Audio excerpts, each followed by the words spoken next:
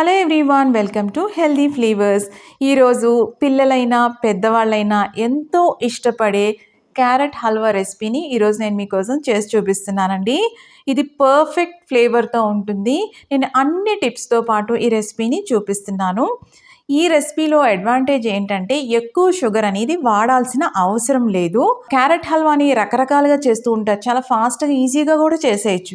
కానీ పర్ఫెక్ట్గా ఆ క్యారెట్ హల్వాని ఎంజాయ్ చేయాలంటే ఈ రెసిపీనే పర్ఫెక్ట్ చాయిస్ అండి. వీడియోని కంప్లీట్గా వాచ్ చేసి రెసిపీని ట్రై చేయండి.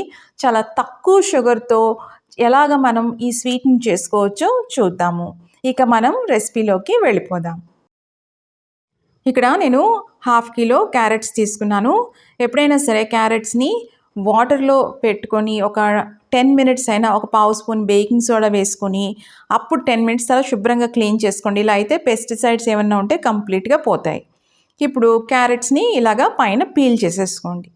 ఇప్పుడు పైన కింద కూడా కట్ చేసుకొని ఇలాగా ప్రతి క్యారెట్ని ఇలా పీల్ చేసుకొని కట్ చేసుకొని రెడీ పెట్టుకోండి. ఇలా ఒక గ్రేటర్ తీసుకొని ఇలాగా తురుముకోవాలి. మీరు ప్రాసెసర్లో కూడా వేసుకోవచ్చు, మనకి తగినట్టుగా. అంటే కొద్దిగా మందంగా కావాలంటే అలాగా గ్రేట్ చేసుకోవచ్చు. ప్రాసెసర్లో అయితే మనకి ఎలా కావాలంటే అలాగా. నేనైతే ఇలా చేసుకుంటున్నానండి. ఇలాగా మనం తురుముకొని పెట్టుకోవాలి. చూసారా, మనకి ఇలా రెడీ అయింది. ఒక 1/2 kg క్యారెట్స్కి ఇంత వచ్చింది. కానీ మొత్తం మనకి అయ్యేసరికి సగమే అవుతుందండి మగ్గిన తర్వాత. కాబట్టి చేసుకునేటట్టయితే కాస్త ఎక్కువ చేసుకుంటే ఫ్రిడ్జ్లో కూడా పెట్టుకోవచ్చు. ఇలా మనకి తురుము అనేది రెడీ అయిపోయింది. ఇక్కడ నేను చూపించే ప్రాసెస్ అనేది కొద్దిగా డిఫరెంట్గా ఉంటుందండి, కానీ పర్ఫెక్ట్ ఫ్లేవర్తో ఉంటుంది. ఒక బౌల్ తీసుకోండి. మనం తురుముకున్నాం కదా, అదంతా మెజర్ చేసుకోవడానికి. ఎందుకంటే మిగతా షుగర్ కానీ అవన్నీ వేసుకోవడానికి ఒక మెజర్ ఉంటే బిగినర్స్ కూడా చాలా ఈజీగా చేసుకోవచ్చు. దానికోసం చూపిస్తున్నాం. ఇప్పుడు ఇలా బౌల్ తీసుకొని ఆ తురుము అంతా వేసుకొని మెజర్ చేసుకొని వేసుకోండి. ఎంత మెజర్ వచ్చిందో గుర్తుపెట్టుకోండి. ఇక్కడ నాకు మొత్తంగా 6 బౌల్స్ క్యారెట్ తురుము వచ్చింది. నేను కింద నెయ్యి కానీ ఏమీ వేయలేదండి, నాన్ స్టిక్లో చేస్తున్నాను. ఒకవేళ నాన్ స్టిక్ లేకపోతే గనక మందంగా ఉన్న గిన్నెలో మాత్రమే చేసుకోండి. పతలాగా ఉంటే ఏమవుతుందంటే ఎక్కువగా కలుపుకోవాల్సి వస్తుంది, అడుగంటే ఇబ్బంది ఉంది.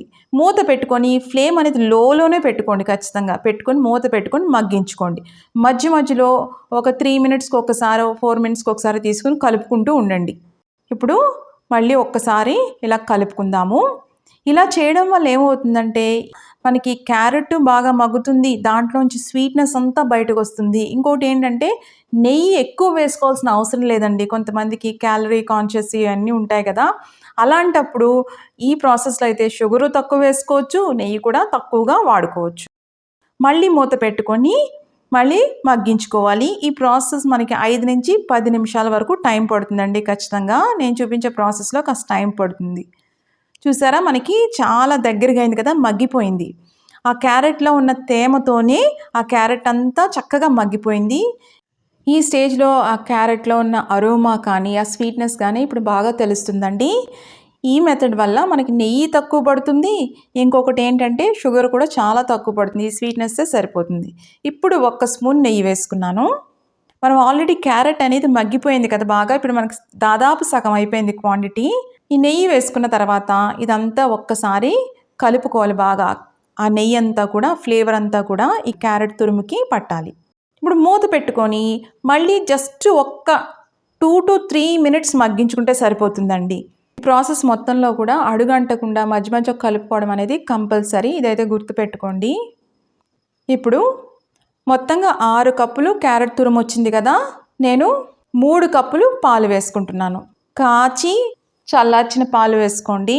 ఖచ్చితంగా కాచిన పాలే వేసుకోండి. డైరెక్ట్గా వేసుకుంటే ఒకవేళ పాలు విరిగిపోయే ప్రమాదం అలాంటివి ఏమైనా ఉన్నాయనుకోండి, పాలు బాగాలేకపోయినా ఎట్లయినా ఇబ్బంది పడతారు. ఇప్పుడు ఇదంతా ఒక్కసారి బాగా కలిసేలాగా కలుపుకోవాలి.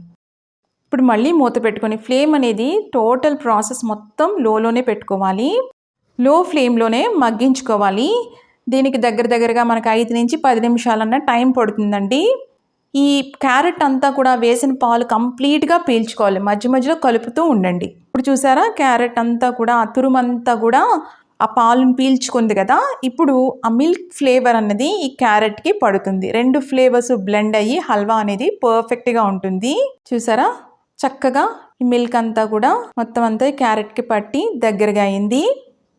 ఇప్పుడు మొత్తంగా 6 కప్పులు వేసాం కదండి మనం తురుము. దానికి 1 కప్పు కంటే బాగా కొద్దిగా తక్కువగానే అంటే 3/4 కప్పు లేదంటే కొద్దిగా ఎక్కువగా మాత్రమే షుగర్ పడుతుంది. మొత్తంగా 1 కప్ అయితే వేసుకోవద్దు, చూసుకోండి. క్యారెట్ హల్వా ఎప్పుడూ కూడానండి తీయగా ఉందేమో అన్నట్టుగా ఉండాలి గానీ, తియ్యగా ఉంది అన్నట్టు అస్సలు ఉండకూడదు. అలా ఉంటే అసలు రుచే ఉండదు. అస్సలు బాగోదు. జస్ట్ స్వీట్‌గా ఉంటే బావుంటుంది. ఇప్పుడు షుగర్ వేసుకున్నాం కదా! ఇదంతా కలుపుకోవాలి. ఇప్పుడు నాకు కాస్త పడుతుంది అనిపించింది. నేను టేస్ట్ చూశాను. కాస్త స్వీట్‌నెస్ ఉంటే బావుంటుంది అనిపించింది. అప్పుడు కాస్త మళ్ళీ వేసుకున్నాను. మొత్తంగా నాకైతే 3/4 కప్పు దగ్గర దగ్గర షుగర్ పట్టిందండి. ఇంకాస్త ఒక స్పూన్ వేసుకుంటే వేసుకోవచ్చు. మళ్ళీ మూత పెట్టుకొని ఇదంతా కూడా పాకం దగ్గరికి అవ్వాలి. అంటే అదంతా దగ్గరికి అవ్వాలి. దీనికి కూడా ఒక 5 మినిట్స్ నుంచి 10 మినిట్స్ మనకు టైం పడుతుంది.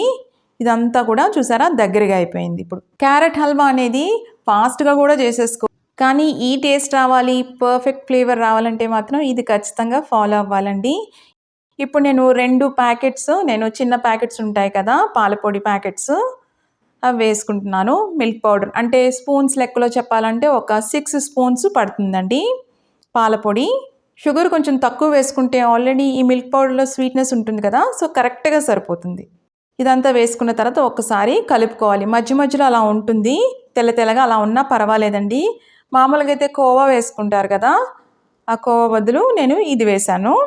ఇప్పుడు ఇంకొక ప్యాకెట్ అండి, మొత్తంగా 2 ప్యాకెట్స్ వాడాను నేను. మనకి చిన్న సైజ్ ప్యాకెట్స్ దొరుకుతాయి కదా అలాగా. ఇదంతా కూడా చక్కగా బ్లెండ్ అయ్యేలా కలుపుకోవాలి. మధ్య మధ్యలో వైట్‌గా ఉన్నా పర్వాలేదండి, అది చక్కగా కోవా టేస్ట్ లాగా బాగుంటుంది తినేటప్పుడు. ఇప్పుడు కాస్త దగ్గర పడుతుంది కూడా మనకి హల్వా. ఫ్లేమ్ అనేది మాత్రం లోలోనే పెట్టుకోండి త్రూ అవుట్ ప్రాసెస్ అంతా కూడా. ఇప్పుడు మళ్ళీ మూత పెట్టుకొని జస్ట్ ఒక 2 మినిట్స్ మనం మగ్గించుకుంటే సరిపోతుంది. ఈ మిల్క్ పౌడర్ వేసాం కదా దానికోసం. చాలా టేస్టీగా ఉంటుందండి. మామూలుగా మనము ఇన్స్టెంట్‌గా కుక్ చేసుకునే ప్రాసెస్‌కి దీనికి చాలా తేడా ఉంటుంది. ఇది జస్ట్ స్వీట్‌గా ఉంటుంది ఈ రెసిపీ, ఎక్కువ స్వీట్‌గా ఉండదు. ఇప్పుడు ఇలాచీ పౌడర్ అండి. ఇలాచీ పౌడర్ వేసుకునేటప్పుడు ఇలాచీ వేసుకొని కొద్దిగా చిటికెడు షుగర్ వేసుకొని పొడి కొట్టుకోవాలి. అప్పుడైతే మెత్తగా పొడి అవుతుంది. ఇది ఒక టిప్ అండి, గుర్తుపెట్టుకోండి. ఇదంతా ఒకసారి కలుపుకోవాలి. అసలు ఇప్పుడే చాలా మంచి అరోమా వస్తుందండి. ఇంకా ఆల్మోస్ట్ స్వీట్ అనేది రెడీ అయిపోయింది. ఇప్పుడు మూత పెట్టుకొని ఒక్క నిమిషం మగ్గించుకుందాం. ఇప్పుడు ఇదంతా కూడా ఒక్కసారి ఇలాగా పక్కకు తీసుకోండి. ఈ పక్కనే డ్రై ఫ్రూట్స్ అనేవి వేయించేసుకుందాం. ముందు మనం నెయ్యి వేసుకొని మగ్గించుకోలేదండి, డైరెక్ట్గా నెయ్యి వేసుకొని మగ్గించుకోలేదు మనం. జనరల్గా అయితే అందరూ అలానే చేస్తారు, మనమైతే అలా చేయలేదు. ఇలా చేయడం వల్ల క్యారెట్లో ఉన్న స్వీట్నెస్సే మనకు సరిపోతుంది, ఇంకా తగ్గించుకోవచ్చు కూడా మన షుగర్. ఇప్పుడు డ్రై ఫ్రూట్స్ అన్నీ వేసుకున్నాను. జీడిపప్పు, బాదాము, కిస్మిస్ అన్నీ వేసుకొని, ఖర్జూరం కూడా వేసుకుంటే, ఇది డ్రైది ఉంటుంది కదండి, ఎండు ఖర్జూరం కూడా వేసుకుంటే చాలా బాగుంటుంది టేస్ట్. ఇదంతా కూడా అక్కడే వేయించేసుకోవాలి. అలా అయితే మనం వేరే గిన్నెలో వేసుకుని వేయించుకున్నాం అనుకోండి, నెయ్యి వేస్ట్ అవుతుంది కదా, ఇక్కడే వేసుకుంటే మనకి ఆ వేడికి అవి ఫ్రై అయిపోతాయి. ఇప్పుడు కలిపేసుకుందాము. ఇంకా క్యారెట్ హల్వా అనేది రెడీ అయిపోయిందండి. ఇంకా స్టవ్ ఆఫ్ చేసేసుకొని సర్వ్ చేసుకోవడమే. చూసారా, మనం తీసుకున్న క్వాంటిటీకి హాఫ్ అయింది.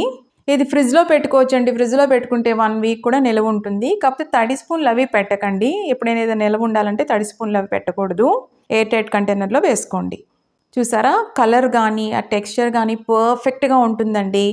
ఎక్కువ షుగర్ ఉండకూడదు మనకి, ఎక్కువ నెయ్యి వాడకూడదు మనకి, కానీ ఫ్లేవర్స్ పర్ఫెక్ట్గా ఉండాలి. క్యారెట్ కూడా పచ్చివాసన అనేది అస్సలు ఉండకూడదు, చాలా టేస్టీగా ఉండాలి. మన స్వీట్ షాప్లో చేసిన దానికన్నా ఇది బాగుంటుందండి. తప్పకుండా మీరు రెసిపీని ట్రై చేయండి. ఎలా వచ్చిందో కూడా కమెంట్స్లో పెట్టండి. ఈ రెసిపీ కనుక మీకు నచ్చినట్టయితే లైక్ చేయండి, షేర్ చేయండి. రెసిపీ ఏంటి ఇంత లెంగ్తీగా ఉందని మాత్రం అనుకోవద్దు, ఎందుకంటే ఒక్కసారి ఇలా ట్రై చేసి ఈ ఫ్లేవర్కి అలవాటు పడిన తర్వాత మీకు మామూలుగా చేసేవి తొందరగా అలా ఈజీగా షార్ట్కట్లో చేసేవి నచ్చవండి. ఇది అంత అద్భుతంగా ఉంటుంది.